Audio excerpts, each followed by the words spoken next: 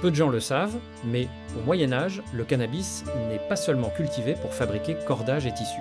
Il fait aussi partie des plantes utilisées par les médecins.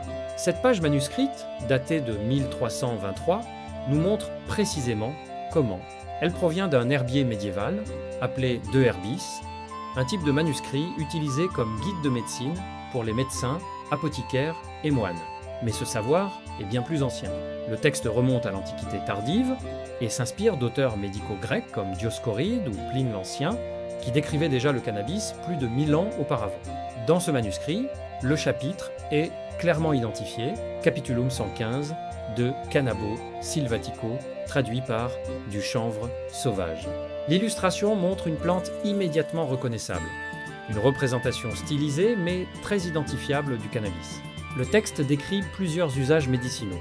Les graines mélangées au vin sont utilisées pour soulager certaines douleurs. Le suc de la plante est recommandé pour traiter des affections de l'oreille. Et les feuilles broyées en cataplasme servent à réduire inflammation et gonflement. Cette page nous rappelle une chose essentielle. Pendant des siècles, le cannabis faisait simplement partie de la pharmacopée européenne.